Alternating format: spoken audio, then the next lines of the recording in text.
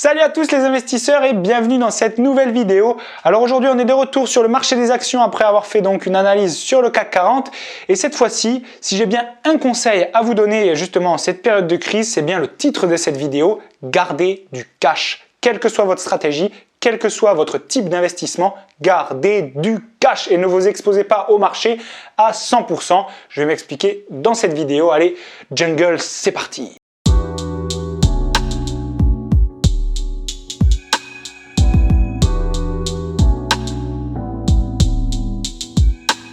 Regardez, aujourd'hui je vais vous faire un petit dessin, attention petit update dans les vidéos, il y a des effets spéciaux et tout maintenant, j'ai même pris un stylo et un cahier et donc je vais vous faire un petit dessin, voilà, est-ce que vous savez ça, ce que c'est? Est-ce que vous savez ce que c'est comme ça? Pam, pam, pam, pam, pam, pam. Voilà, ben ça, c'est vraiment le marché européen en ce moment qui a été vraiment piqué avec une piqûre, comment on dit, une piqûre de somnifère, on pourrait dire, au niveau des volumes. Tout simplement après s'être bien pété la gueule, tous les investisseurs initiés et amateurs sont rentrés sur les marchés. Et évidemment, avec tous les soutiens des banques centrales, on a eu un rebond extraordinaire sur certaines valeurs, même on a touché les 60% de retracement. Et même plus pour d'autres, pour les valeurs du secteur de la santé, par exemple, quand on prend Sanofi, ils ont retrouvé leur niveau d'avant-crise, tout va bien. Mais en tout cas, pour ce qui concerne donc ce premier rebond, après ce premier rebond, on est venu dans une phase de range, vraiment de compression du cours. Et c'est là que je dis où vraiment la bourse a été piquée par des somnifères, parce que tout simplement les volumes sont absolument ridicules. Et il y a beaucoup de gens qui se posent la question, est-ce qu'il faut investir, est-ce qu'il faut continuer à investir dans les marchés financiers? Est-ce que si j'ai investi plus bas, je continue à alimenter ou est-ce que je garde du cash, etc.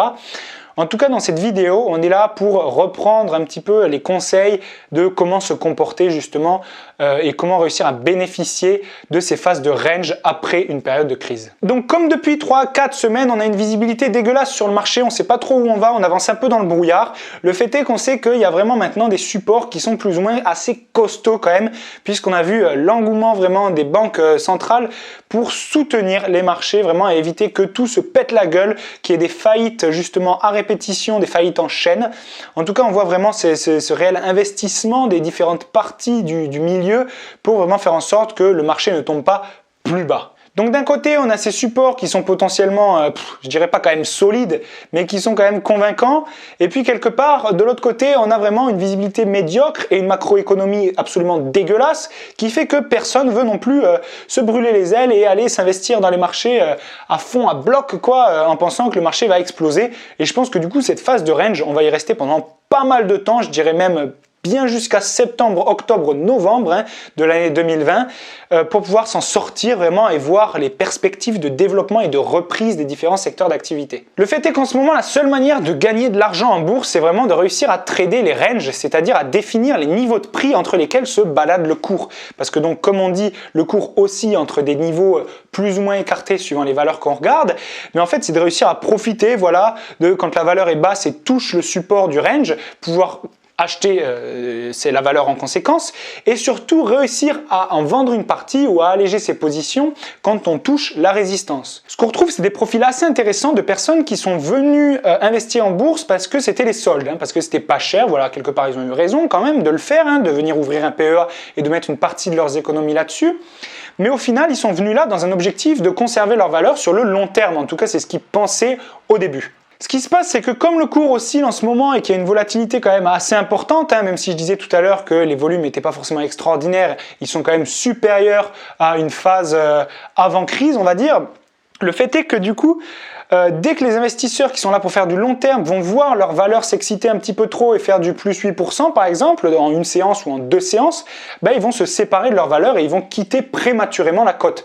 Et ça, c'est vraiment un comportement qu'on retrouve chez beaucoup de gens qui sont amateurs ou même initiés parfois des marchés financiers et qui pensent venir là pour un objectif et qui finalement se taillent avant d'en avoir terminé avec ce dernier. Et ça, quelque part, ils ont tout à fait raison de le faire puisque tout simplement le cours, pour l'instant, il n'y a aucune décision, il n'y a aucune information, il n'y a aucun événement macroéconomique satisfaisant qui permettrait au marché de se relancer vraiment, même s'il y a vraiment toujours une anticipation des marchés, il y a toujours cette visibilité vraiment absolument floue et du coup, ils ont raison de faire ça. Mais quelque part, si tout le monde continue à faire comme ça, quelque part, il n'y aura jamais vraiment cette tendance, cette accumulation des valeurs et cette tendance long terme qui va s'inscrire. C'est quand les gens seront assez confiants pour conserver leur valeur, même si elle a atteint des objectifs déjà de rentabilité sympa, plaisant, ce qui va permettre vraiment, il faut un sentiment qui va permettre à ces gens-là de conserver leur valeur. Pour l'instant, moi, c'est pas mon cas. Donc, pour l'instant, par exemple, je continue de trader le range et donc d'acheter des valeurs sur leur support et de les vendre sur leur résistance et de faire des placements sur maximum, je dirais une semaine et demie. Donc voilà, je me retrouve à faire des allers-retours assez nombreux sur des valeurs, alors que généralement, j'ai un type plutôt, j'ai un profil d'investisseur long terme. Donc, en fait, on attend tous une macroéconomie intéressante. Et au final, même si avec le déconfinement et par exemple le chômage US qui a été publié pour avril et qui est pas si dégueulasse que prévu, ben il est quand même affreusement dégueulasse. Donc ce que je veux dire, c'est qu'on attend des bonnes nouvelles, mais des bonnes nouvelles dans le sens pas meilleures que les prévisions, mais tout simplement de vraies bonnes nouvelles. Et parce que c'est évidemment sur ces bonnes nouvelles-là et sur l'économie réelle que doivent se baser les marchés financiers. Il faut derrière les marchés, il faut qu'il y ait quand même un travail qui soit fourni, qu'il y ait vraiment une vraie croissance, un vrai développement. S'il n'y a rien et que c'est juste de la spéculation de marché, ça ne sert absolument à rien de rester sur les valeurs pour X années. En tout cas, de partir avec l'objectif de faire ça. Mais alors là, je m'écarte un petit peu du titre de cette vidéo et donc du sujet. Je vais y revenir de suite, tout simplement parce que garder du cash, c'est très important dans ces situations puisqu'on ne sait pas de quoi l'avenir proche est fait. Garder du cash et ne pas s'exposer à 100% sur le marché, c'est-à-dire par exemple quand vous avez un PEA de 10 000 euros, ne pas investir tous les 10 000 euros dans des actions ou dans divers titres de propriété ou d'autres, ce que vous voulez. Hein.